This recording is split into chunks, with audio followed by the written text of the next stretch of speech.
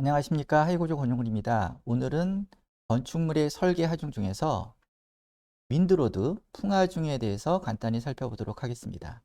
학습 순서로는 먼저 풍화중의 크기, 그 다음에 풍화중의 종류, 풍화중의 방향, 그 다음에 일반 구조 설계 기준에서 풍화중을 선정할 때 쓰는 설계 변수, 그 다음에 특별 풍화중, 그리고 이 특별 풍화중의 대상 구조물은 풍동 실험을 해야 되는데 이런 풍동 실험에 대해서 살펴보는 식으로 수업을 진행하도록 하겠습니다. 먼저 풍화중의 크기를 살펴볼 텐데 먼저 태풍의 강도를 먼저 체크하고 넘어가겠습니다. 태풍이란 정의가 중심부 근처에서 최대 풍속이 17m/s 이상인 열대 저기압을 의미합니다. 그래서 보면 두 종류의 용어를 한번 체크할 필요가 있는데 최대 풍속과 최대 순간 풍속이라는 의미를 살펴볼 필요가 있습니다. 최대 풍속은 하루 동안 0시에서 24시간까지 측정된 10분간 평균 풍속 중, 그러니까 10분간 끊어서 측정한 평균 풍속 중 그중에서 가장 최대인 값을 우리는 최대 풍속이라고 정의를 하고 있고요. 그리고 이에 비해서 최대 순간 풍속은 3초 동안 수신한 풍속 자료, 그러니까 순간값이죠. 얘 12개를 평균하고 그리고 매 1초마다 이동 평균하여 구한 값 중 최대값. 그러니까 어떻게 보면 3초의 평균값이죠. 그러니까 순간 3초 안에 발생한 최대값을 최대 순간 풍속이라고 합니다. 그래서 이거를 한번 구분할 필요가 있고요. 그래서 기상청에서 얘기한 태풍의 강도 분류를 살펴보면 먼저 약한 태풍 같은 경우에는 최대 풍속이죠. 최대 풍속 10분간의 평균 풍속 중 최대값이 보통 미터/세크로 제한하고 있는데 17에서 25 미터/세크 그 사이를 우리는 약한 태풍이라고 해서 주요 현상으로는 간판이 떨어지고 날아간다고 합니다. 그 다음에 요거보다 큰 태풍을 중이라고 하는데 강도를 이거는 최대 풍속이 25에서 33 사이, 시속으로는 시속 90km 정도의 풍속에 해당됩니다. 이런 경우에는 건물 지붕이나 기와장이 날아간다고 하고요. 그 다음 이보다 강한 거 이거는 최대 풍속이 33에서 44 사이 미터/세크 사이, 시속으로는 119km가 강이고요. 이때는 기차가 탈선할 수도 있다고 합니다. 그 다음에 이보다 더 큰 강도는 매우 강, 44에서 54 미터/세크 미만, 시속으로는 158km. 이때는 사랑과 바위가 날아간다고 하고요. 이보다 가장 강한 거 호강력은 54 미터/세크 이상의 최대 풍속을 가진 태풍을 말합니다. 이때는 시속으로 194km가 되고 이때는 건물도 붕괴할 수 있다고 합니다. 이런 값에 준해서 보면 한반도에 그동안 상륙했던 태풍들, 물론 측정이 가능했던 태풍들 기준으로 했겠죠. 태풍은 2003년에 왔던 14호 태풍 매미입니다. 매미라고 하고요. 이때 매미는 최대 풍속이 태풍이 맨 처음에 이제 적도 근처에서 상승돼서 점점 더 강도가 세졌다가 규모도 커지고 그러다가 육지 근처로 오면서 이제 약해지고 육지를 지나면서 소멸되죠. 그렇기 때문에 이 최대 풍속은 매미 같은 경우는 54 미터/세크였다고 합니다. 54 미터/세크였고 이게 이제 어떻게 보면 10분간 평균 풍속 중 최대값이죠. 근데 제주도 고산 기상대에서 관측됐던 최대 풍속은 51.1 미터/세크였다고 하고요. 그 다음에 그러니까 어느 정도 이제 제주도에서 측정된 거죠. 저기 이제 맥시멈 값보다는 최대 값보다는 이제 작아졌겠죠. 또 이때 보면 최대 순간 풍속을 측정해 봤는데 그때 75 미터/세크라고 하고요. 제주 고산 기상대에서는 60 미터/세크라고까지 측정이 됐다고 합니다. 그래서 보면 여기서 우리가 살펴볼 거는 최대 풍속과 최대 순간 풍속의 구분을 할 줄 알아야 되고요.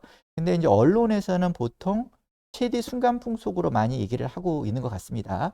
그래서 이제 매미 같은 경우에는 언론에서도 최대 풍속이 60m/s라고들 많이들 얘기를 하고 있죠.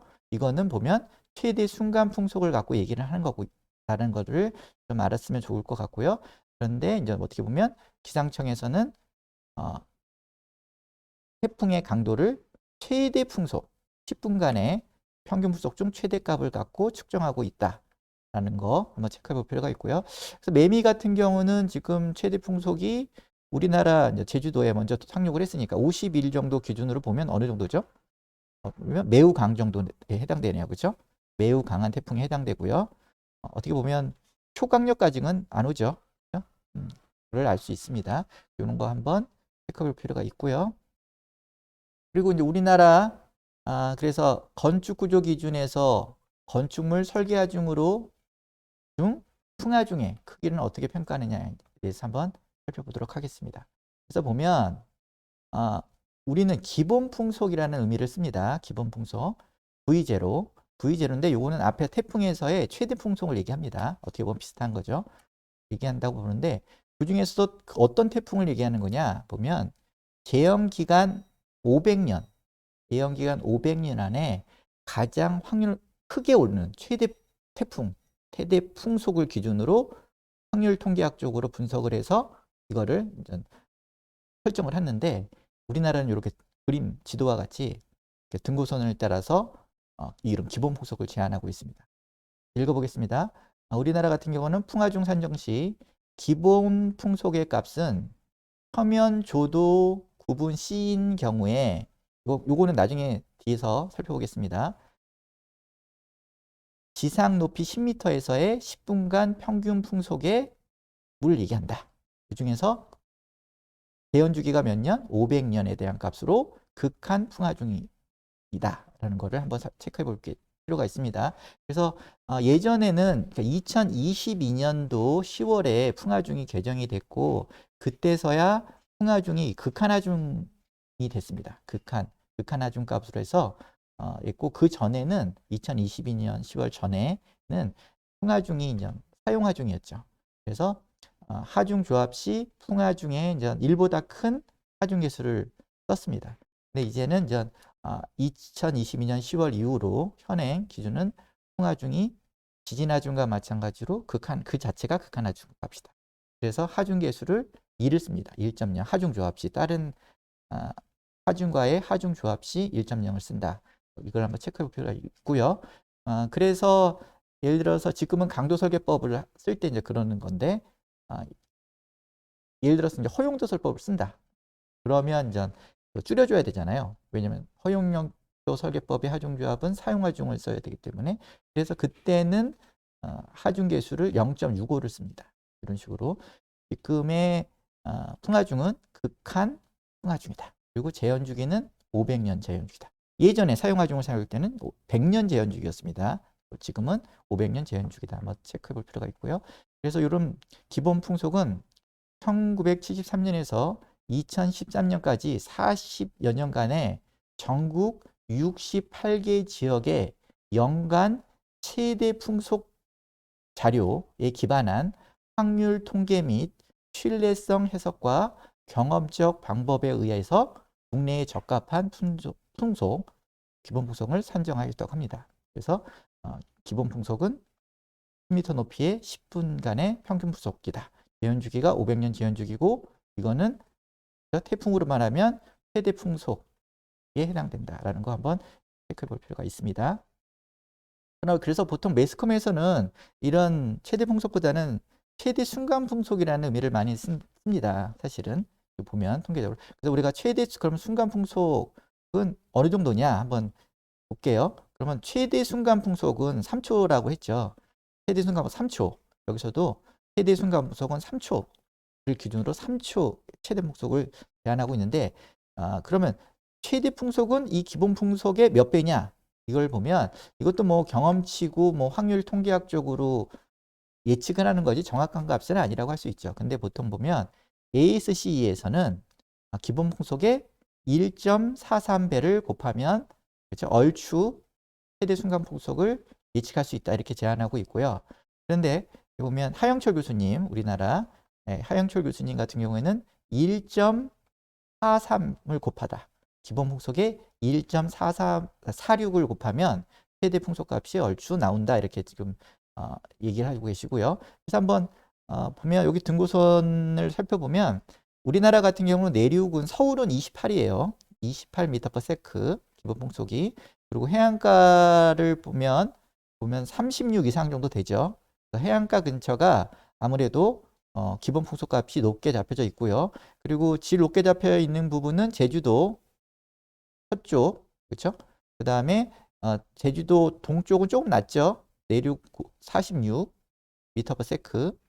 그리고 또 강한 게 울릉도 독도, 여기도 46이죠. 46m/s 기본 풍속이 제한되어 있고, 그다음에 부산은 한 42 정도 되나요? 그렇죠? 부산은 42 정도. 그래서 이제 노란색으로 표시된 부분이와 이렇게 빨갛게 표시된 부분이 우리나라에서 어떻게 보면 풍화 중이 센 지역이라고 할 수가 있고요. 서울 같은 경우는 28m/s입니다. 기본 풍속이. 이거를 순간 풍속으로 환산을 해보면, 여기다 보면 기본 풍속을 3초에 최대 순간 풍속으로 환산을 해보면 하영철 교수님께서 1.46을 곱하라 그랬잖아요. 그러면 42m/s 정도가 됩니다. 그리고 여기 보면 42m/s에 해당되는 부산 정도 되나요? 네. 이거를 순간 풍속으로 환산하면 61m/s 정도 되고요. 그 다음에 여기 제주도 그 왼쪽 가장 큰 50m/s는 1.46배를 곱하면 73m/s 정도가 된다. 그렇죠? 이 정도 된다는 걸 환산을 살펴봤습니다. 그래서 우리나라 아까 매미가 얼마라 그랬죠? 매미가 앞에서 보면 54, 그렇죠? 54고요. m/s 최대 풍속이. 그리고 제주도에서 관측된 거는 51.1m/s라고 그러고, 그 다음에 참고로 뭐 부산이나 서울, 인천 이쪽으로 보면 한 40m/s 정도라고 많이들 얘기하고 있는데, 최대 풍속이 이렇게 본다면 어느 정도 되나요? 여기 보면, 그렇죠? 여기 보면 해안가 40m/s 정도 본다면 요거보다는 좀 작나요? 여기 40m/s 있네요. 그러니까 한 매미 정도는, 그렇죠? 지금까지 가장 크게 불었던 태풍 정도는 견디게끔 지금 설계 코드가 돼 있는 걸로 판단이 됩니다. 요거 한번 살펴볼 필요가 있고요. 그리고 풍화 중의 크기 중에서 제형 기간을 한번 살펴보도록 하겠습니다. 제형 기간, 풍화 중의 제형 기간.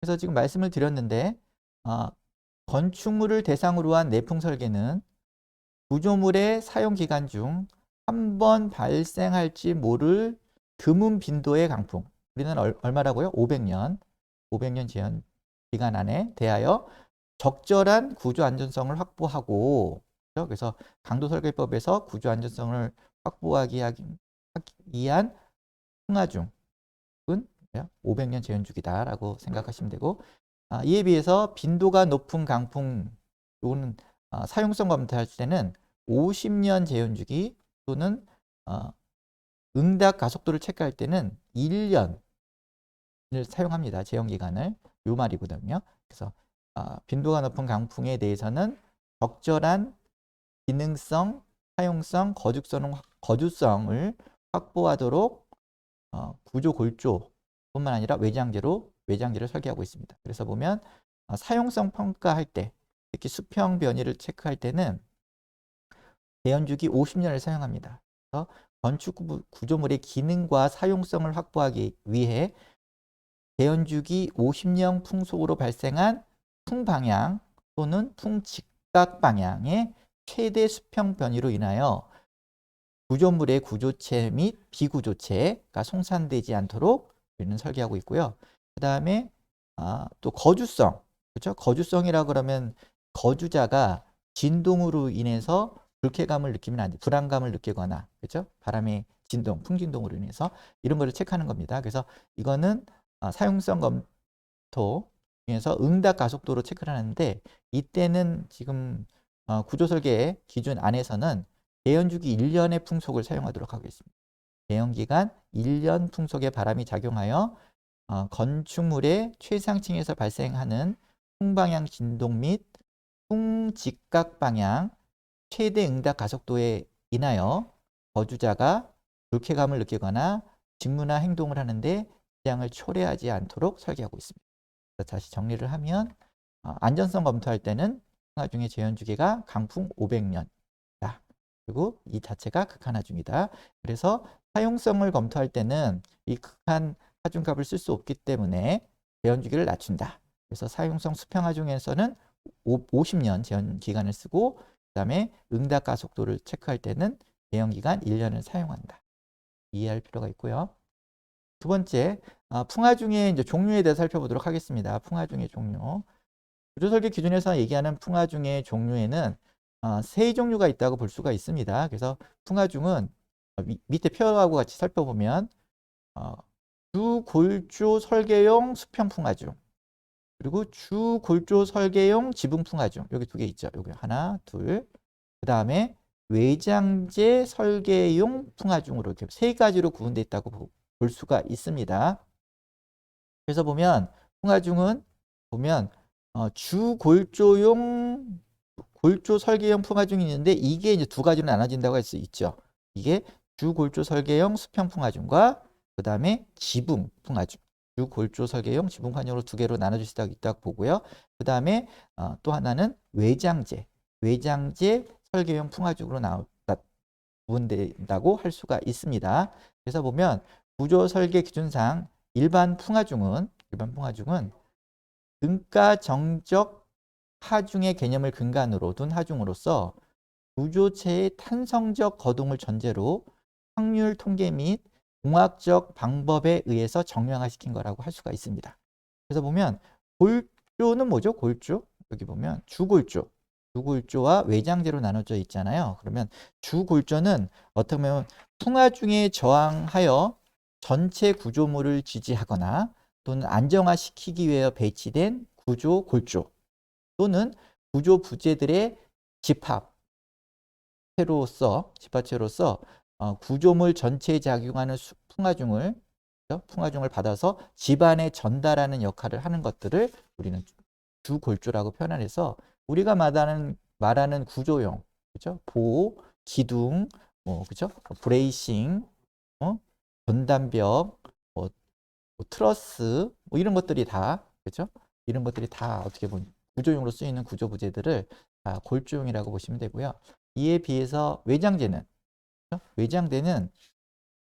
말 그대로 외장재, 창호, 그리고 외벽 편널 등 풍화중을 직접 받는 건축물의 외장재와 또는 이를 지지하는 파스너, 연결재, 그다음에 펄인, 그다음에 거스, 그리고 스터드 등 풍화중을 직접 또는 외장재를 통해서 받는 하중을 주골재로 전달시키는 2차 구조부재 그리고 그 2차 구조부재의 접합부를 설계하기 위한 풍화중, 이걸 외장재 설계용 풍화중이라고 구분하고 있습니다. 그래서 보면 이 설계용 풍화중은 지금 얘기했듯이 세 가지가 있다고 했죠. 보면 주골조 설계용 수평 풍화중, 그 다음에 주골조용 지붕 풍화중, 그 다음에 이거는 골조용이죠. 주골조용 설계용이고 이에 비해서도 외장재 설계용 풍화중으로 이렇게 나누고 있습니다. 나누고 있는데 잠깐 살펴보면 식들이 여러 가지 식들이 있긴 하지만 이걸 대표적으로 한번 살펴보면 여기 보면 주골조 설계용 수평하중을 WD라고 합니다. WD라고 하는데 이거는 이런 수식으로 구성이 되어 있는데 여기 보면 QH라고 있죠. QH가 보면 설계 속도합이라는 겁니다. 설계 속도합. 여기 설계 속도합에 여기 보면 GD라고 있죠. 이 가스트 영향 개수입니다. 어떻게 보면 가스트 돌풍이죠. 그러니까 그렇죠? 동적 효과를 발휘하는 그렇죠? 영향 개수라고 하십니다. 동적 효과. 왜냐하면 좀 전에 얘기했지만 풍하중이라는 게 등가 정적 하중으로 환산을 해서 이렇게 그렇죠? 표현을 한 건데 여기에 동적 효과를 부여하는 것이 가스트 영향 개수. 그렇죠? 이게 GD라고 표현한 거고요. 여기에 또 뭐가 있냐면 외압 및 내압 계수가 있습니다. C라고 표현되는 거 있죠. 이거는 구조물의 형상에 따라서 이제 변화하는 어떻게 보면 설계 변수입니다. 요거를 곱하고 여기에다가 A 수압 면적 있죠. 수압 면적 이걸 곱해서 산정하게 됩니다.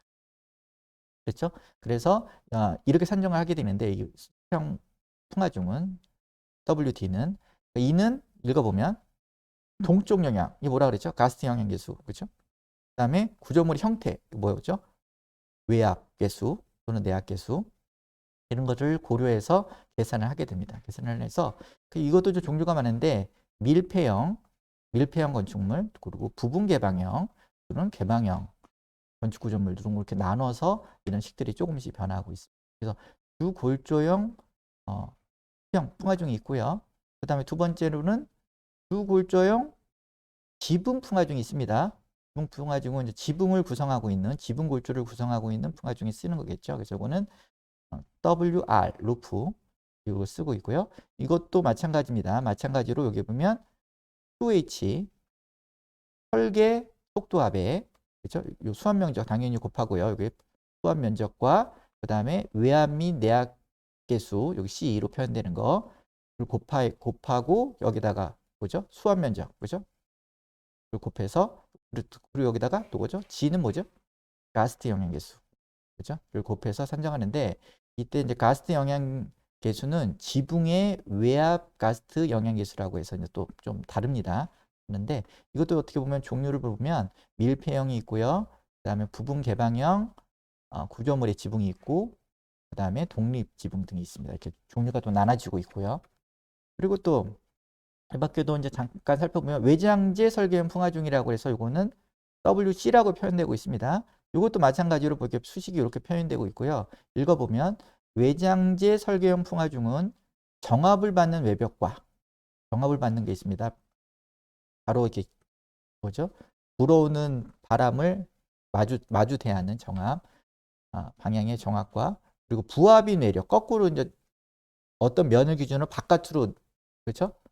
나가려는 힘, 부압에 대한 외력과 또 지붕도 있겠죠.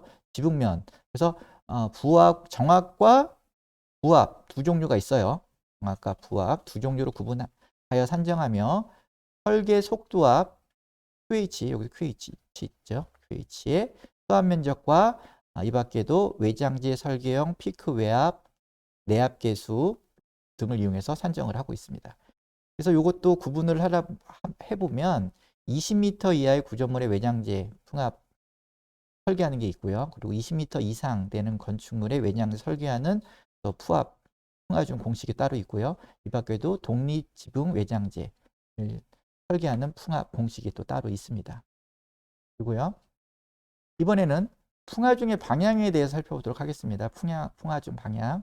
그래서 구조물의 풍압 방향은 어떻게 보면 각 구조물의 표면의 양면에 작용하는 풍압의 베터 합으로라고 이렇게 나오고 있습니다. 그리고 이때 기준 기준 높이라는 게 있는데 통상적으로 건축 구조물에서는 지붕의 평균 높이로 합니다. 지붕의 평균 높이라고 해서 예를 들어 비궁이 이렇게 뭐라 그러나 이렇게 이 그림과 같이 경사 지붕이라고 하면 이 평균 높이를 기준으로 그죠? 기준의 풍화중을 기준 높이라고 해서 산정을 하고 있고요. 그리고 평지붕 같은 경우에는 그리고 그 옥탑 지붕도 있잖아요. 예를 들어 조그만 옥탑 지붕. 그렇지만 그 기준 높이는 지붕층까지의 높이를 보통 기준 높이라고 산정해서 우리는 하고 있습니다. 그래서 이 기준 높이에서의 속도압을 기준으로 풍화중을 산정하고 있는데요. 여기 살펴보면 이 박공지붕을 보시죠. 그러면 바람이 여기 보면 이렇게 불고 있다. 그렇죠? 왼쪽에서 불고 있다. 그러면 보통 여기 왼쪽 면은 반면에서의 왼쪽 면은 이제 정압을 받겠죠. 그렇죠? 정압을 받고요. 정압을 받고 반대편은 그 반대편 지붕은 부압을 받습니다. 그렇죠? 바깥쪽으로 그렇죠? 내미는 부압을 받고 있고 그다음에 요 바람이 부는 쪽 면의 경사지붕은 이 각도에 따라 틀린데 각도가 좀 높으면 이렇게 내려가는 그 지붕면의 직각 방향으로 작용하는 면의 직각 방향과 누르는 힘이 작용하고 있고요. 근데 이게 평평하다, 좀 완만하다. 이 각도 세타가 완만하면 바깥쪽으로 나가는 부압이 작용합니다. 그리고 이 박공지방의 건너편은 그렇죠? 부압이 작용하죠. 지붕면에 직각으로 작용하는 그렇죠? 힘이 풍화중이라는 거죠. 이에 비해서 설화중은 어떻게 하죠? 설화중은 요 경사 지붕면이 있음에도 불구하고 어떻게 합니까? 중력 방향으로, 그렇죠? 중력 방향으로 이렇게 작용하는 힘들이 작용하죠. 중력 방향으로 작용하는 이런 등분파중이 작용한다고 저희가 배웠죠. 그렇죠? 중력 방향으로 작용하는 힘이 배운다. 구분을 좀 해볼 필요가 있고요. 그리고 풍화중도 이렇게 보면 높이에 따라 틀리겠지만 어느 일정 부분까지는 어떻습니까? 일정해요. 그렇죠? 일정해요. 그러다가 높이에 따라 좀 이렇게 점점 증가되는 형태를 띠고 있는 걸 알 수 있죠. 이렇게 증가되는, 그렇죠? 높이에 따라. 여기 h가 있네요. 여기 높이. h는 평균값을 사용한 거죠. 그렇죠? 평균값을 사용하고 있고, 이거는 이제 평면이죠. 왼쪽은 평면인데 바람이 부는 쪽은 정압이 작용하고 반대쪽에는 부압이 작용하고, 그렇죠? 그 다음에 측면에는 경우에 따라서 이 측면에는 부압이 작용하고 있는 형태의 설계 풍화중이 지금 설정되어 있다고 할 수가 있습니다. 그리고 여기는 이제 바람을 받는 풍상 측의 어떻게 보면 폭이고요. 여기는 깊이가 되겠죠. 그렇죠? 풍상. 여기 풍상층, 여기는 풍하측이라고 표현을 하죠. 표현을 이렇게 풍화중의 방향이 설정되어 있다는 거 개념적으로 한번 살펴볼 필요가 있고요. 그리고 이제 또 이런 게 있습니다. 주골조 설계용 수평 풍화중의 방향을 보면 이거는 보통 좀 보면 우리가 이건 많이 알고 있죠. 이거 주된 풍방향 풍화중 WT 여기 보면 여기 그림하고 같이 보시죠. 보면 바람이 이렇게 부고 있다. 그러면 방향으로 작용하는 풍화중 WD는 읽어보면 대부분 중저층 건축 구조물에서 보통은 이런 무게가 대세입니다. 이게 이제 가장 큰 영향을 미치죠. 구조물은 시간적으로 변하는 바람의 난동에 기인한 변동 풍력의 영향이 지배적이고 그 다음에 풍방향 풍화중이 영향이 가장 크다. 그래서 모두 알고 계시듯이 요 풍방향의 풍화중이 있고요. 이에 비해서 여기 또 이런 게 있어요. 풍직각 방향 풍화중. 이걸 WL이라고 하는데 여기 그림에서 보면 풍화중은 이렇게 작용하는데 여기 직각으로 작용하는 방향으로 풍화중이 발생합니다. 요게 보면 풍직각 방향 풍화중이에요. 이런 건물들은 주로 폐장하고 유연한 건축물인 경우에 이런 것들이 이제 발생할 수가 있는데 보통 뒤에서 살펴보겠지만 특별 풍화중의 대상이 되는 보통 형상비가 3 이상이 되는 폐장하고 유연한 높은 초고층 건물, 높은 건물이죠. 이 경우에는 요 직각 방향의 풍화중도 이렇게 불었을 때 직각 방향으로 생기는 풍화중도 고려해라. 이렇게 구조 설계 기준에서는 제안하고 있습니다. 그래서 요거가 경우 읽어볼게요. 구조물의 전면 모서리에서 전면 모서리 있죠.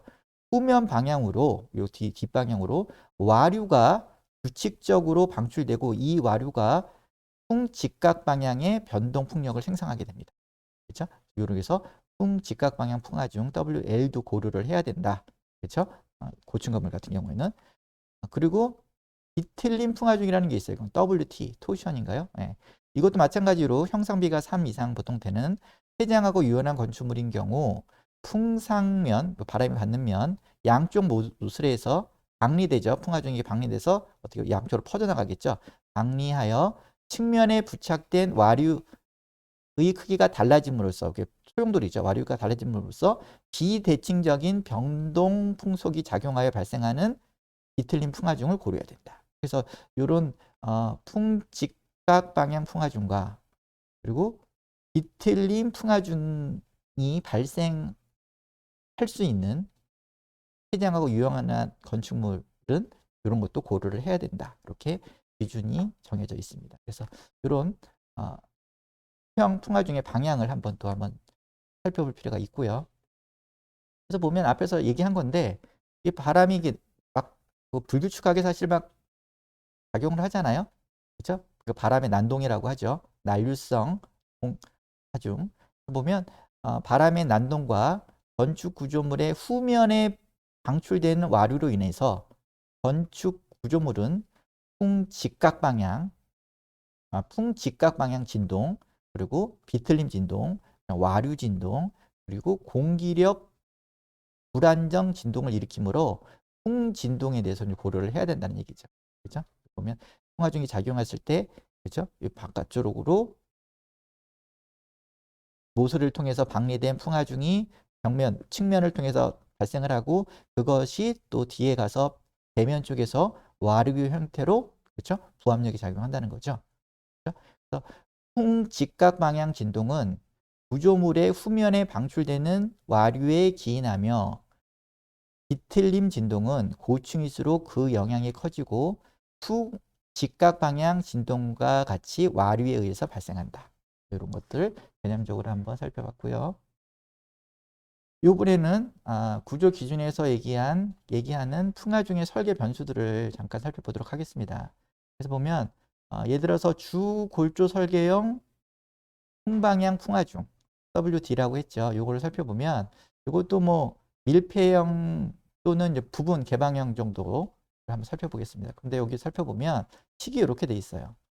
보면 주골조 설계형 풍화중, 풍방향 풍화중 WD는 D는 이렇게 선택이 되는데 앞에서 살펴봤죠? 여기 뭐라고 그랬죠?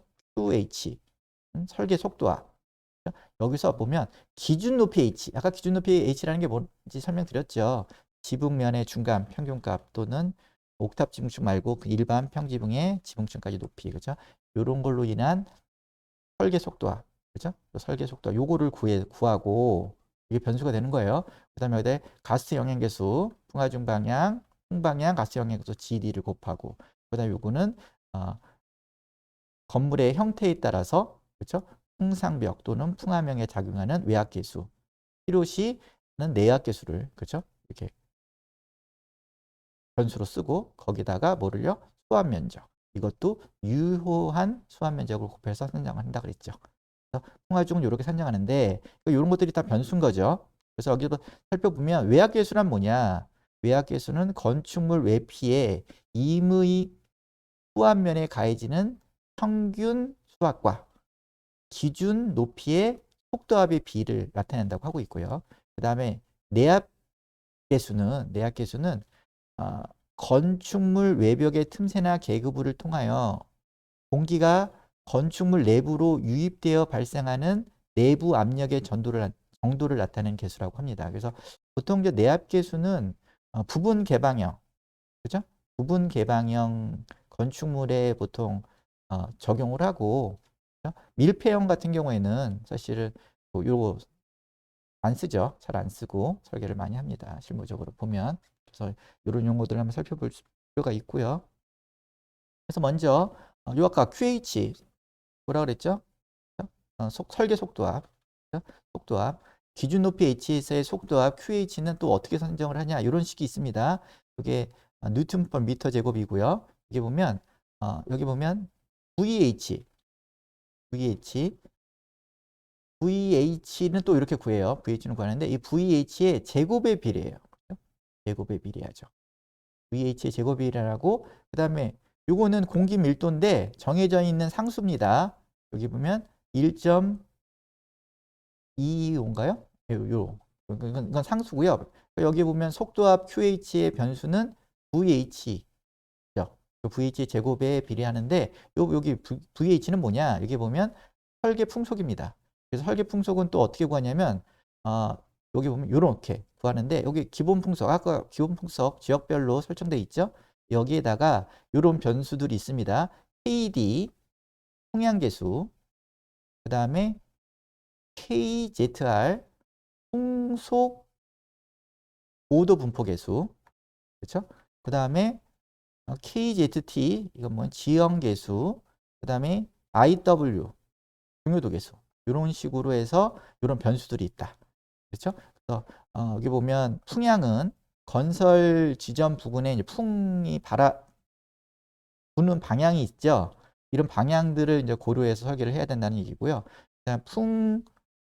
고도 분포 계수는 뒤에서 살짝 살펴볼 텐데 지표면 조도 구분에 따라서 어떻게 보면 구조물과 대기층의 높이를 고려해서 예를 들어서 위로 올라갈수록 발음이 약간 세진다고 했죠, 일반적으로. 이런 걸 고려해서 이제 어떻게 보면 지수함수로 표현되는 값이고요.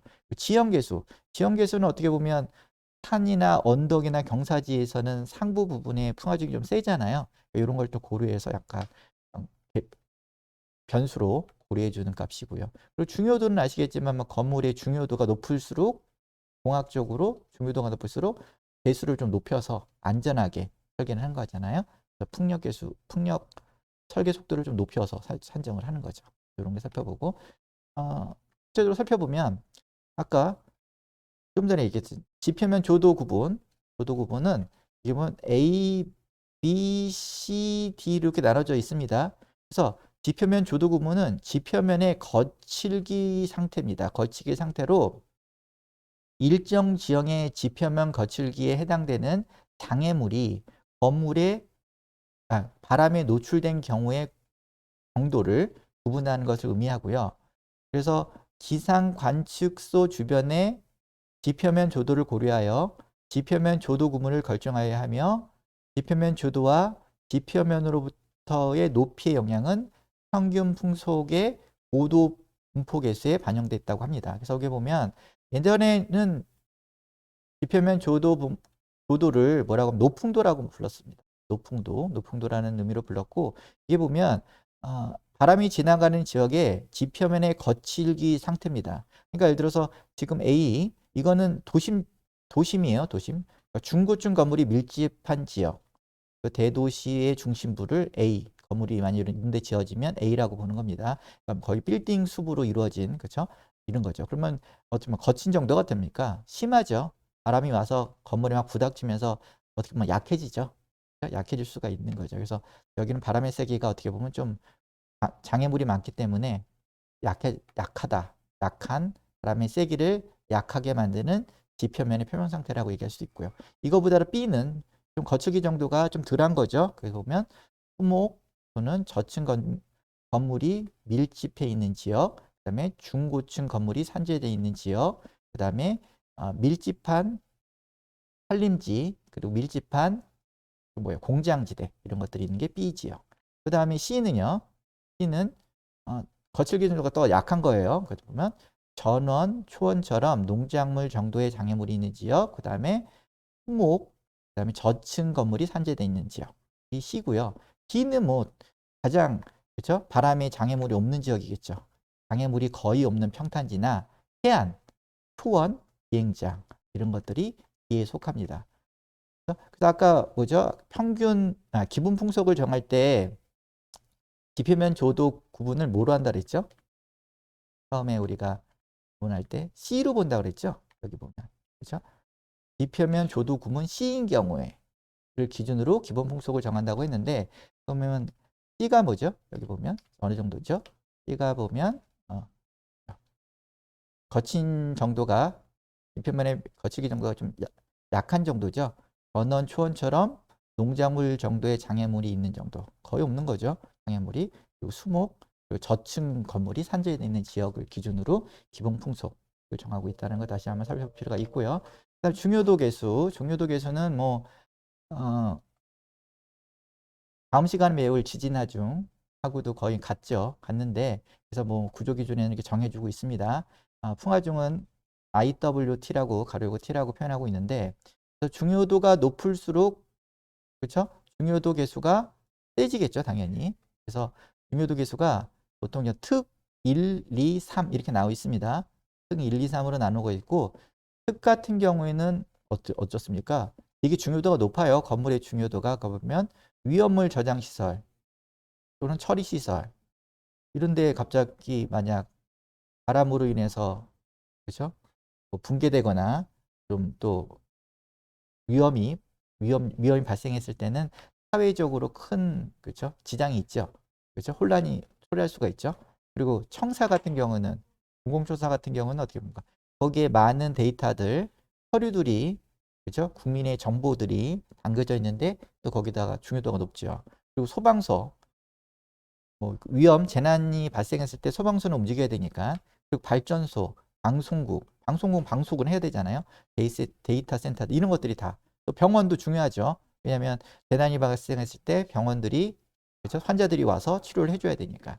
이런 것들이 특이죠. 중요도 특이고 중요도 1은 또 그보단 좀 떨어지는 그렇죠? 떨어지는 중요도지만 이것도 뭐 면적이 좀 다르죠. 연면적이 특은 1000제곱미터 이상이고 여기는 연면적이 1000제곱미터 미만인 그리고 그렇죠? 이런 것들이 보시면 됩니다. 그다음에 중요도 2가 있고 3이 있고 그렇죠? 여기 보면 풍화중의 중요도 계수는 중요도 계수 특과 1은 얼마를 쓰죠? 2를 쓰고 그보다 중요도가 낮은 거는 0.95 또는 0.9를 쓴다. 이렇게 정해져 있는데 풍화중은 또 이런 게 하나 있어요. 보면 초고층 건축 구조물. 이거 뭐죠? 초건축 건축 구조물은 정의가 50층 이상 그리고 높이가 200m 이상을 초고층 건축 구조물이라고 하죠. 이런 거는 중요도를 어떻게 한다? 1.05를 쓰게끔 가장 높은 중요도 계수를 쓰도록 하고 있습니다. 그리고 또 뭐가 있었죠? 설계 변수로는 풍량 계수가 있었겠죠. 풍량 계수가 있는데 한번 기준에서 있는 풍량 계수를 한번 PD를 읽어볼게요. 풍량 계수는 주 골조 설계용에 대하여 건설 지점 부근에 유효한 풍관측 자료가 있는 경우 있어야 됩니다. 이것에 의해서 8방향에 대하여 평가한 풍향 계수를 사용할 수 있다. 그래서 8방향이면 뭐 북쪽, 뭐 동서남북부터 해서 그 사이 방향에 대해서 할 수 있고 그리고 풍향 계수는 건축 구조물의 주된 면의 직각인 네 방향을 고려하여 결정하며 풍향 계수의 최소값은 0.85로 한다. 그렇죠? 근데 이런 데이터들이 사실은 많이 없죠. 유효한 풍화중 자료가 사실 이렇게 거의 없습니다. 그래서 보면 이 풍화중 계수는 건설 지점 부근에 유효한 풍관측 자료가 있는 경우에 사용하며 기상 관측소의 자료에 근거하여 선정할 수 있음. 그러나 건설 지점이 관측소로부터 멀고 주변 대형 지형의 영향 등에 의해 풍향 특성이 변화할 가능성이 있는 경우에는 풍향 계수를 사용할 수 없으며 그냥 이를 적용한다. 이렇게 정의되어 있습니다. 특별한 경우에 또 풍향 계수를 적용할 수도 있겠죠. 일반적으로 그냥 1.0을 쓴다. 또 다른 또 설계 변수로는 풍속 고도 분포 계수 KZR이라는 게 있습니다. 이걸 보면 지표면 부근의 바람은 지표면과의 마찰 때문에 수직 방향으로 풍속이 위로 올라갈수록 풍속이 변화하게 되며 풍속은 지표면 가까이에서는 감소하고 왜냐하면 거칠 면이 있으니까 그리고 장애물이 있으니까 상공으로 올라갈수록 증가함 이런 영향을 반영하기 위해서 풍향 고도 분포 계수 KZR을 씁니다. 그렇죠? 적용하는데 여기 보면 어떻게 돼 있죠?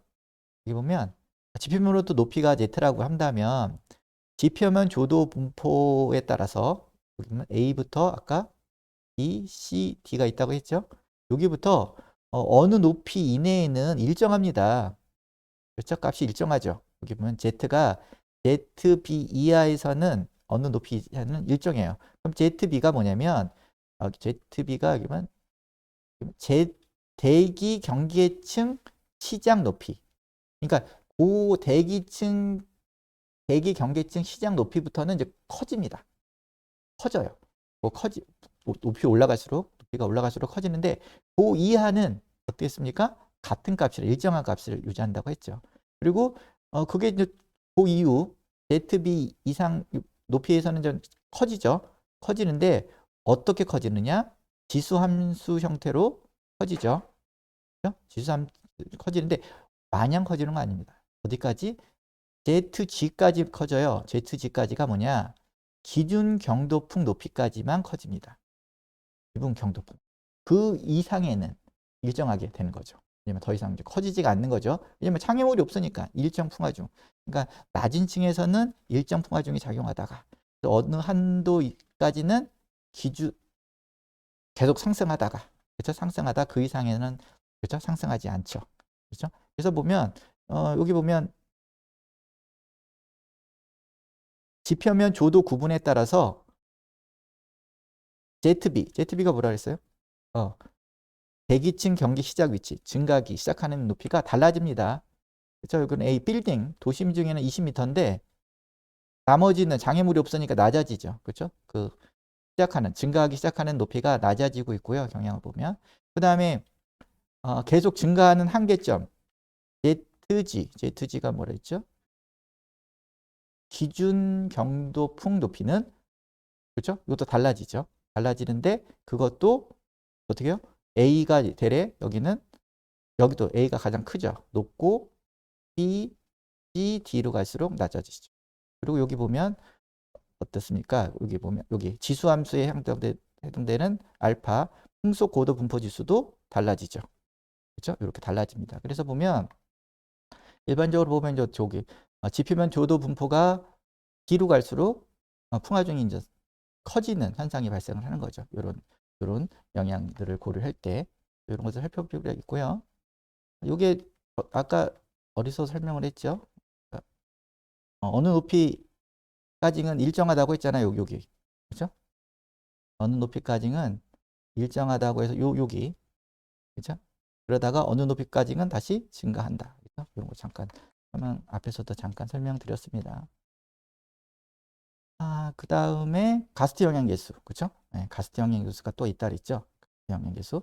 가스트 영향계수는 동적, 그러니까 바람과 구조물의 상호작용력이잖아요. 바람을 받아서 건물이 상호작용을 하는 거잖아요. 풍화중이라는 자체가. 이때 동적 효과를 고려하는 것이 가스트 영향계수입니다. 그래서 보면 바람의 난류로 인해 발생하는 구조물의 동적 거동 성분을 나타내는 것으로 전문 용어로는 평균 변위에 대한 최대 변위의 비를 통계적인 값으로 나타내는 계수라고 합니다. 그래서 약간 가스 영향계수는 동적 효과를 고려한 거구나. 이렇게 아시면 되고요. 그리고 KDS 2022에서의 풍방향 풍화중은 바람의 난동으로 인하여 발생하는 구조물의 풍방향 진동에 의한 변동 변이를 확률론적인 방법인 스펙트럼 모드 해석에 따라 구한 후 가스트 영향계수를 평균 풍화중에 곱하여 등가 정적 풍화중으로 평가한 것이다. 전문용어로 이렇게 표현하고 있고요. 그리고 가스트 영향계수는 종류가 여러 가지가 있어요. 보면 유형 건축 구조물 등의 두골조 설계형이 있고요. 그리고 강체 건축 구조물의 두골조 설계형이 있고 이 밖에도 레티스 형상, 탑상 건축 구조물형 풍방향 가스트 영향계수와 지붕의 외압 가스트 영향계수로 이렇게 구분하고 있습니다. 그래서 유연한 구조물과 그 다음에 또 강체 구조물, 이거를 또 한번 구분할 필요가 있죠. 강체 구조물은 어떻게 보면 바람과 구조물의 동적 사교장에서 발생하는 하중 효과를 무시하는 겁니다. 어떻게 보면 강성이 워낙 크다 보니까 이 공진 효과, 어디 보면 바람의 진동수 또는 고유 주기와 건물이 그거를 받아서 움직이는 고유 주기, 고유 진동수가 일치하지 않으면 레저넌스라는 공진이 발생하지 않잖아요. 그런 효과를 무시할 수 있는 강성이 좋은 구조물을 강체 건축 구조물이라고 하고 있고요. 이에 비해서 유연해서 이런 상호작용으로 인한 동적 효과가 발생하는 게 유형 건축 구조물이라고 했습니다. 그래서 그렇게 해서 동적 효과를 공진이 일어날 수 있는 가능성이 높은 거죠. 레저넌스가. 그래서 그거를 고려해서 가스트 영향계수 구해야 되는 게 유형 건축 구조물입니다. 그리고 일반적으로 보면 경험상으로 보면 가스트 영향계수가 유형 건축 구조물하고 강체 건축 구조물 중에서 어디가 가스트 영향계수가 크다고 생각되십니까? 가스트 영역에서 나오지만 여러 가지 공식이 있지만 구에 보면 보통 강체 건축 구조물이 가스트 영역의 수가 크게 나옵니다. 그래서 풍화중이 좀 크게 설정이 되고요. 이에 비해서 유형 건축 구조물은 가스트 영역의 수가 그렇죠? 작게 나와서 풍화중을 적게 만드는 경향이 있습니다. 뭐 항상 그렇다고 할 수 없지만 그런 경향을 알 수가 있고요. 그래서 가스트 영역의 수도 이제 종류가 많은데 이 중에서 이제 어떻게 보면 하나 예를 들어서 유연 건축물에서의 주골조 설계형 풍방향 가스트 영역의 수 산정식이 있습니다. 복잡하죠. 그렇죠? 복잡하고 이거를 보려면 어떻게 보면 근데 프로그램이 다 해주죠. 구조 해석 프로그램 상에서 풍화중을 변수를 입력시켜 주면 이런 값들을 자동적으로 계산해 줍니다. 그래서 보면 가스트 영역의 수는 구조 해석 프로그램상 지표명 조도 구분, 그렇죠? 그 다음에 기본 풍속, 중요도 계수, 그 다음에 건축물의 높이, 풍량 계수 등을 입력해 주면 얘네들이 자동으로 계산해 줍니다. 그래서 우리가 이런 걸 입력시키면 풍화중, 아이젠 밸류 어널리시스라고 하죠. 얘네들이 고유치 해석을 해줍니다. 고유치 해석을 해줘서 직각 방향과 또 비틀림 방향의 풍화중의 변수가 자동 계산되고 조합하중이 자동적으로 생성이 됩니다. 그래서 수식은 되게 복잡하고 그렇죠? 그래서 여기 여러 가지 계수들도 있죠. 여기 보면 풍속 변동 계수, 비공진 계수, 공진, 레저넌스 제가 말씀드렸죠. 뭐 이런 뭐 여러 가지 계수들이 있는데 이런 것들을 복잡한 공식이긴 하지만 이런 설계 변수를 입력시키고 그다음에 고유치 해석을 하면 그렇죠? 하면 1차 고유 주기에 준해서 이런 값들을 뭐 고유 진동수라든지 이런 걸 산정을 해줍니다. 이 정도만 한번 살펴봤고요. 그다음에 이번에는 특별 풍화중, 특별한 풍화중에 대한 고려를 해야 됩니다. 그랬을 때 이 6가지 보통 보면 다음에 6가지 중 하나 조건에 해당되는 경우 바람에 인하여 건축 구조물에 발생하는 특별한 영향을 고려하여 특별한 풍화중을 고려해야 되는데 결론적으로 뭐냐면 풍동 실험을 하라는 얘기입니다. 풍동 실험에 따라서 주골조 설계형 풍화중과 외장재 설계형 풍화중을 산정하라 이렇게 나옵니다. 보면 1번 풍진동 영향을 고려해야 할 건축물 그렇죠? 이런 것들은 풍동 실험을 하라는 거죠. 뒤에 나오겠습니다. 뒤에 설명하겠습니다. 그래서 풍직각 방향 풍화중, 비틀림 풍화중, 와류 진동, 공기력 불안전 이런 것들을 고려해야 되고 특수 지붕 갖는 골조는 또 해야 되고 그다음에 골바람 효과가 발생하는 건설 지역에 놓이는 구조물은 또 해야 되고 인접 효과가 우려되는 신축 건축 구조물도 해야 되고 그다음에 외장재 파손에 주의해야 될 건축 구조물도 해야 되고 특수 형상을 가진 건축 구조물도 특별 풍화중에 준해서 풍동 실험도 해야 된다. 뭐 이런 거죠. 그래서 먼저 풍진동의 영향을 고려해야 할 건축 구조물은 형상비라고 합니다. 형상비. 그러니까 어떻게 보면 밑에 보면 기준층의 바닥 면적의 제곱근에 대한 높이비를 형상비라고 하고 하는데 또는 이거를 뭐 BH라고 표현할 수도 있겠죠. BH. 직사각형 같은 경우에는 폭과 평면상의 깊이를 곱한 값, 그렇죠? 기준층의 바닥 면적이니까 이 값이 크고 또는 유연한 구조물인 경우는 얼마나 크냐? 여기 보면 3 이상, 3 이상이 되는 형상비가 3 이상 되고 또는 유연한 건축 구조물인 경우는 직각 방향 풍화중 비틀림 진동 그러니까 풍직각 방향 진동 그다음에 비틀림 진동 와류 진동 그다음에 공기력 불안전 진동 등과 같이 특이한 진동이 발생하므로 다음의 조건을 검토해야 된다는 거죠. 그렇죠? 그러다 보면 H는 건축 구조물의 기준 높이, 일반적으로 지붕층까지 높이라고 했죠. 여기에 대한 여기 보면 건축 구조물의 기준층 바닥 면적을 제곱근을 씌워서 요게 3 이상이 되면 풍직각 방향 진동과 비틀림 진동을 고려해서 풍동 실험을 해야 된다는 거고요.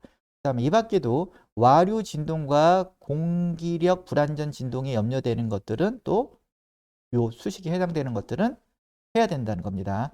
풍동 실험을 해야 되는데 여기 보면 BH 알죠? 여기만 사각형 평면인 건축 구조물 같은 경우에는 B 곱하기 A, B 곱하기 D 건물의 폭, 건물의 깊이를 곱해서 제곱근을 씌운 거 그렇죠? 그러면 평면의 직사각형 같은 경우는 평면의 변의 평균 길이죠. 그렇죠? 평균 길이. 한 변의 평균 길이. 이거에다가 에 대한 높이가 4 이상 되면 와류 진동이나 공기력 불안정 진동에 염려가 있다. 그러니까 해라는 거예요. 풍동 실험을. 그것도 마찬가지로 그 AF 이겠죠. 평균 4 이상 되면. 그다음에 요런 또 수식도 있어요. 요런 수식도 있는데 요거는 잠깐 이게 보면 VH는 아까 설명을 했고요.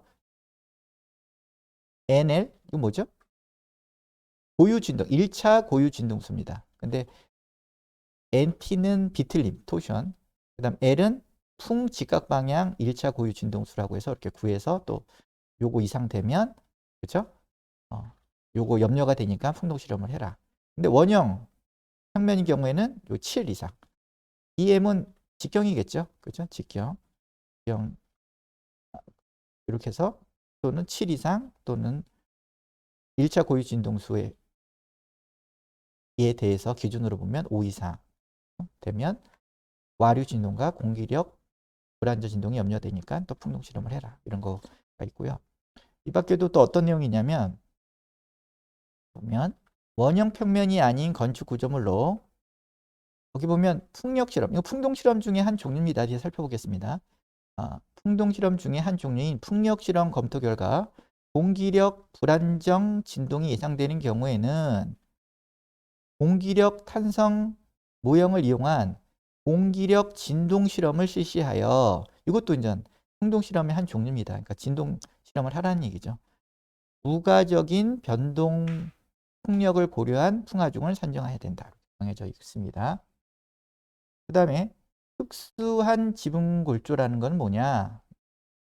이거는 장경간의 현수, 사장, 그다음에 막구조, 그렇죠? 막지붕 등의 경량이며 면의 강성이 낮은 공기력 불안전 진동이 우려되는 지붕 골조인 경우에는 풍동 실험 중에서 풍압 실험을 또 이것도 종류입니다. 풍압 실험을 실시하여 주 골조 설계용 지붕 풍화중 및 외장재 설계용 풍화중을 산정해야 된다.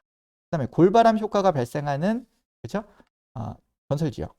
골바람 효과 이거죠. 산과 산 사이의 골짜기에는 바람이 이렇게 골바람이 붙잖아요. 그리고 또 유선 형태를 띠고 있기 때문에 올라가면서 어떻습니까? 풍화중이 증폭이 되죠. 그래서 그런 거에 영향을 고려하여 또 풍동 실험을 하라는 거죠. 그 지형적인 형태를 구현을 해서 읽어볼게요. 국지적인 지형 및 지물의 영향으로 올바람 효과가 발생하는 곳에 건축 구조물이 위치하는 경우에는 풍동 실험에 의해서 풍속 활증의 정도를 평가하여 주 골조 설계용 및 외장재 설계용 풍화중을 산정하여 반영해야 된다. 나오고요. 또 인접 효과가 우려되는 신축 건축 구조물 주골조 설계할 때 쓰라는 건데 이거는 뭐냐? 읽어볼게요. 아래 조건에 모두 해당되는 신축 건축 구조물은 풍력 실험을 실시하여 풍상층을 받는 쪽은 장애물에 발생하는 규칙적 또는 불규칙적 후류 버페링 및 와류 방출로 인한 인접 효과가 반영된 주 골조 설계형 풍화중을 산정하여야 함. 단 신축 건축 구조물의 고유 진동수가 1Hz 이상일 때는 그럼 뭐 헤르츠 이상 그러니까 강성이 높은 거죠. 진동수가 클수록 강성이 큰 거잖아요. 그렇죠? 이상일 때는 인접 효과에 따른 영향을 무시할 수 있다. 보통 일반적으로 1Hz면 고유 주기로 표현하면 1초 정도죠. 고유 주기가. 그럼 보통 일반적으로 한 10층 정도 높이라고 할 수가 있는데 어떻게 보면 저층 건물이라는 거죠. 10층 이하의 어떤 저층 건물에 해당될 겁니다. 이 정도면. 이럴 때는 또 무시할 수 있다라는 거고요. 그래서 이제 이런 인접 효과가 우려되는 신축 구조물은 어떤 거냐? 신축 건축 구조물들이 나란하게 또는 집단적으로 배치된 경우, 그러니까 아파트 단지, 그렇죠? 이런 거 생각하고, 또 형상비가 3 이상이 돼야 돼요. 그죠? 아까 형상비 얘기했죠? 3이니까 좀 높아야 돼요. 그죠? 아파트 중에서도 좀 높아야 돼. 그 다음에 신축 건축 구조물이 통상측 장애물 폭의 10배 이내의 거리로 위치한 경우. 좀 다닥다닥 붙어 있다는 거죠. 근데 보통 아파트들은 요즘에 다닥다닥 붙어 있으니까 또 이런 거에 속하지. 모두, 그렇죠? 모두 이거를 해당되는 경우에는 이런 걸 또 해야 된다. 그런 거고요. 그 외장재 설계도 마찬가지입니다. 여기 보면 똑같은 건데 인접 효과가 우려되는 신축 건축물 외장재. 그러니까 요거는 어떻게 보면 풍압 실험을 해야 되는 거예요. 앞에는 풍력 실험을, 그렇죠? 풍력 실험 이거는 주골조용 풍력을 체크하기 위해서는 하는 거기 때문에 그 뒤에는 요번에는 풍압 외장재 설계할 때는 풍압 실험을 해야 되기 때문에 풍압 실험은 또 마찬가지로, 그렇죠? 이런 모두 해당될 때, 아래 모두 해당될 때는 이렇게 해야 된다. 이렇게 했는데 이것도 아파트 아까 밑에 앞에 있는 경우와 똑같습니다. 그렇죠? 가나다라는 똑같은데 라만 좀 다르죠. 라만 신축 건축 구조물의 평면적으로 건축 구조물이 평면적으로 풍상축에 위치한 두 장애물 측면에서 방리하여 볼바람 효과가 발생하는 곳에 위치하는 경우 또는 인면적으로 풍상층 장애물의 후류 버페팅의 영향을 받는 곳에 위치한 경우 뭐 이런 게 있습니다. 그 다음에 또 특별풍화중을 적용할 경우가 외장재 파손에 주의해야 할 건축물. 이럴 때는 아래 각 조건에 해당하는 건축물 중에 하나 해당하는 건축물은 풍압 테스트를, 그러니까 외장재 설계를 할 때는 풍압 설계를 해야 되거든요. 그래서 풍압 설계를 실시하여 외장재 설계용 풍화중을 산정해야 된다. 그래서 보면 기본 풍속이 34m/s를 초과하는 지역이어야 됩니다. 또는 해안가로부터 3km 이내에 위치하는 지역에 위치한 건축 구조물 가운데 중요도가 특 또는 1의 건축 구조물로 외장재 설계용 피크 외압 계수를 적용할 수 없는 경우. 그렇죠? 피크 외압 계수를 적용할 수 있는 경우는요? 안 해도 되죠. 그리고 또 형상비가 3 이상으로 세장하고 그리고 외장재가 설치된 건축 구조물로 외장재 설계용 피크 외압 계수를 적용할 수 없는 경우, 이런 경우에 또 해야 된다. 그 다음에 특이한 형상의 건축 구조물, 폭력 계수를 추정하기 어려운 특수 형상의 건축 구조물, 그리고 국부 풍압이 커질 것으로 예측되는 복잡한 형상을 가진 건축 구조물, 그리고 특수한 외장재를 설치한 건축 구조물 등으로 이 기준, 그러니까 구조 설계 풍화중 기준에 적용할 수 없는 경우에는 풍동 실험을 실시하여 주골조 설계용 풍화중 및 외장재 설계용 풍화중을 산정해야 된다. 이렇게 얘기하고 있습니다. 그래서 이런 특별 풍화중을 적용 대상이 되는 것은 결국 모든 경우가 그렇지는 않지만 풍동 실험을 해야 되겠죠. 풍동 실험을 해야 되는데 풍동 실험을 하라는 얘기입니다. 그래서 풍동 실험의 종류에는 4가지 종류가 크게 있습니다. 그러면 풍동 실험은 건축 구조물의 주골조 설계용, 외장재 설계용 풍력을 평가할 때 사용할 수 있으며 특별 풍화중의 조건에 해당하는 경우에 적용하죠. 그러면 4가지가 있어요. 보면 첫 번째 풍력 실험. 이거는 풍하중의 크기를 선정하는 겁니다. 물론 풍하중의 크기도 구조 기준 안에 있죠. 그렇지만 이렇게 특별 풍하중에 대한 건물들은 그거는 그렇죠? 약간 신뢰도가 떨어진다. 그러니까 이런 거는 풍력 실험을 통해서 풍하중을 선정하라는 거죠. 그래서 건물의 정적 풍하중, 그렇죠? 전단력과 전도 모멘트를 산출하는 풍하중, 그리고 풍하중 스펙트럼 산정을 위한 실험이며 초고층 또는 고층 건물에 적용합니다. 그래서 보통 고층 건물이나 초고층 건물들은 풍력 테스트가 해야 되죠. 그렇죠? 어떻게 보면 아까 조건에 특별 풍화중의 대상인 경우에는. 그리고 또 하나 실험은 풍압 실험입니다. 이거는 외장재 설계할 때 쓰는 겁니다. 외장재.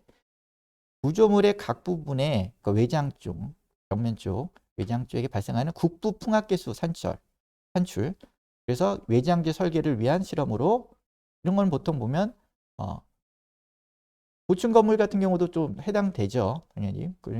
풍압이 국부적으로 다 다르잖아요. 물론 외장재 설계용 풍압이 있긴 하지만 고층 건물이고, 그죠? 이런 것들은 그 벽면이 좀 형상이 비정형이다. 이런 경우 적용한다는 거죠. 그래서 고층뿐만 아니라 체육관, 경기장 등에 보통 풍압 테스트를 하고 있고요. 이에 비해서 체육관, 경기장 같은 경우 또 풍력 실험을 안 할 수도 있죠. 그렇죠? 그렇죠? 네. 이런 것들은 이제 풍압 실험만 할 수도 있습니다. 그 다음에 공기력 진동 실험. 진동 실험이죠. 진동 실험은 어떻게 보면 거주자가, 그렇죠? 진동으로 인한 불쾌감을, 그렇죠? 또 불편함을 하면 안 되잖아요. 사용성이나 거주성의 면에서. 이럴 때는 보통 풍진동 실험을 합니다. 그렇죠? 읽어볼게요. 실제 구조물의 정확한 공기력 진동을 평가하기 위한 실험으로 그죠? 높은 건물, 초고층 건물 해야 되고요. 관제탑, 그리고 고층 정만대 등에 하죠. 높으면 해야 되겠죠. 진동이 많이 생길 수 있는 곳에. 그리고 풍환경 실험이 있어요. 풍환경 실험은 보면 빌딩 주위 보행자 또는 출입자, 그리고 비산물의 발생 등으로 인하여 환경 문제를 평가하기 위한 실험으로 앞에서 얘기했지만 아파트 단지 내 단지와 단지 사이에 어떻게 합니까? 약간 빌딩풍이라고 하나요? 예, 바람길에 따라서 큰 바람길에 따라서 바람이 지나다니잖아요. 그렇죠? 이런 아파트 단지나 도심 밀집 지역 이게 되게 적용하는 거죠. 그렇죠? 그래서 이런 풍환경 실험을 합니다. 그래서 이렇게 4종류가 있어요.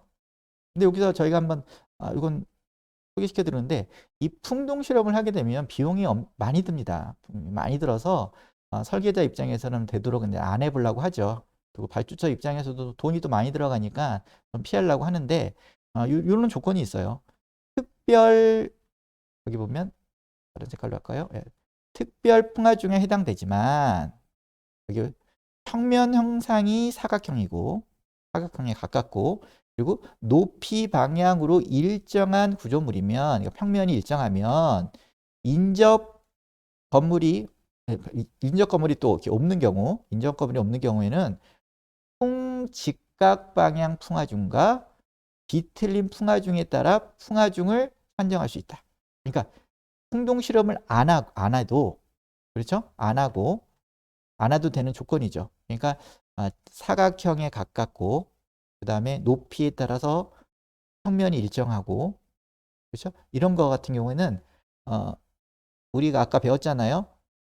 직각 방향 풍화중이 있고 뒤틀린 풍화중이 있죠. 이거에 대한 고려를 한다면 구조 기준 안에서 제시한 특별히 풍동 실험을 안 해도 된다는 거죠.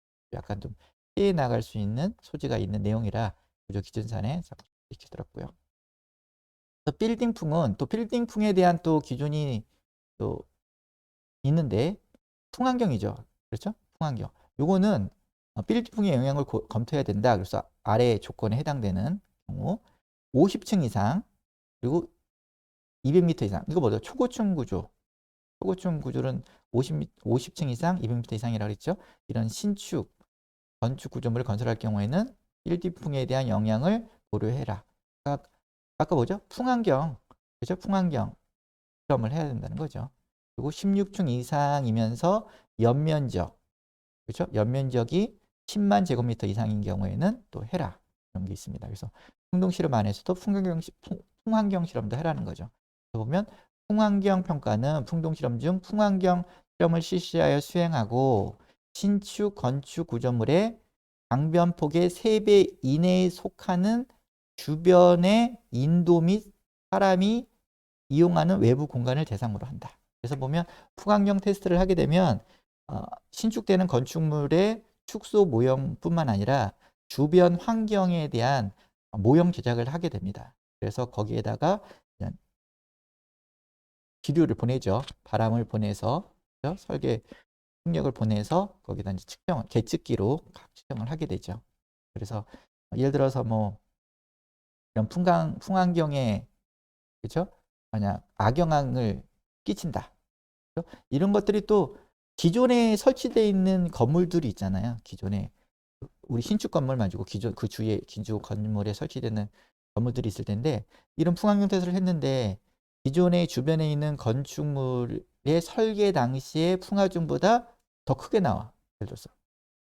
그렇죠? 그러면 이제 주변에 내 건물로 인해서 신축되는 건물로 인해서 주변 건물의 풍화중을 증폭을 시키는 역할을 하기 때문에 그거를 또 막아야 되잖아요. 그렇죠?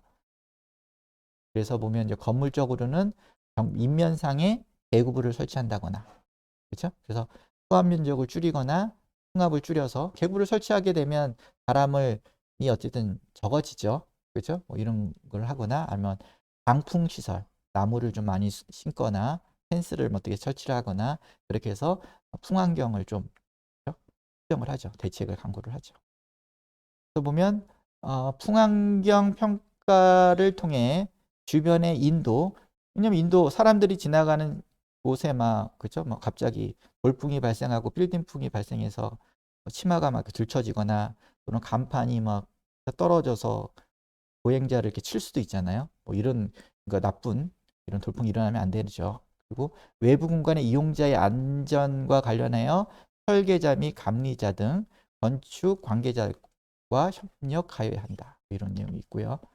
그래서 예시를 드린 겁니다. 저희도 이제 풍동 실험을 해구조에서 여러 번 했었는데 이거는 서울대학교 관영도서관 그죠? 강경강 구조물이니까 풍동 실험을 실시를 했어요. 실시를 했고 이때는 이제 어떻게 보면 어, 높지는 않죠. 높지는 않지만 중간에 오프닝도 있고 방수판이다 보니까 설계형 풍화준 산정도 했고 그리고 외장재 설계형 풍압 테스트도 했고 그리고 보행자 레벨 기준으로 풍안경 테스트도 했고 그리고 100m가 넘는 배경관 트러스에 대한 그렇죠? 철골 트러스의 풍진동 평가도 했습니다. 그래서 이런 것들이 그렇죠? 예, 풍동 실험이다. 그래서 풍동 실험은 종류가 다시 정리하면 네 종류가 있다. 그렇죠? 네 종류가 있고 고층 건물 같은 경우는 초고층 건물 풍력 실험도 해야 되고 외장재 설계를 위해서 풍압 실험도 해야 되고 그리고 뭐 높으니까 풍진동도 검토를 해야 되잖아요. 그리고 높은 건물들 또 주변에 이제 건물이 있거나 그러면 이제 풍향 대부분 네 가지를 거의 다 해야 되죠. 그렇죠? 해야 되지만 뭐 체육관 같은 경우 경기장 같은 경우는 풍압 실험 정도 하면 되죠. 그리고 때로는 풍환경 실험도 경우에 따라 할 수 있고 풍력과 뭐 공기력 진동 테스트는 안 해도 그렇죠?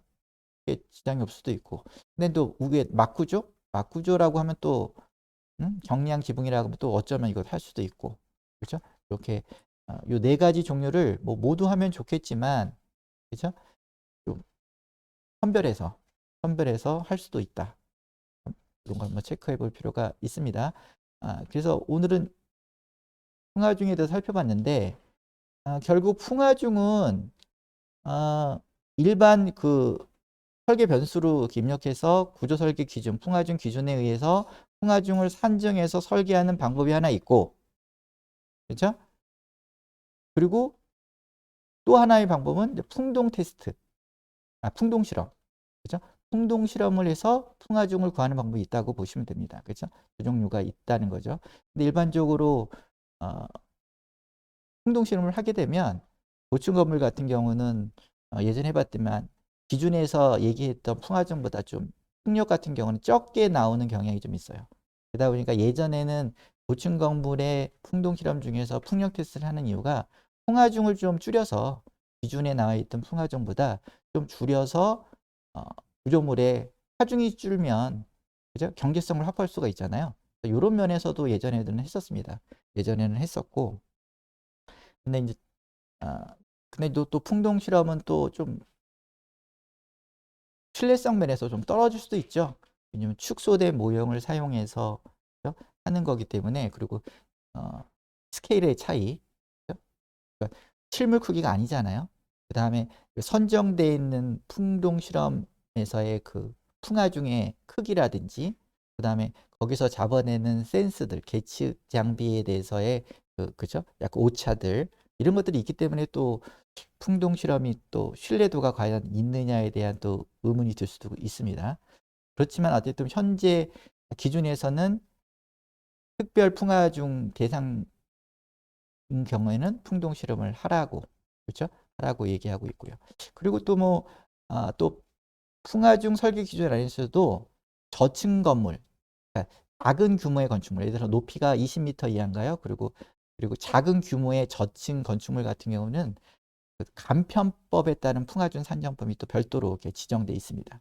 또 그런 거를 또 사용하면 또 간편하게, 그죠? 간편하게 또 풍화중을 산정할 수 있고 그런 면이 또 있습니다. 그죠? 예, 오늘은 여기까지 살펴보도록 했습니다. 그리고 예, 오랜 시간 동안 또 오늘도 또 학습하시느라고 수고 많으셨습니다. 예, 이상 수업을 마치도록 하겠습니다. 예, 감사합니다.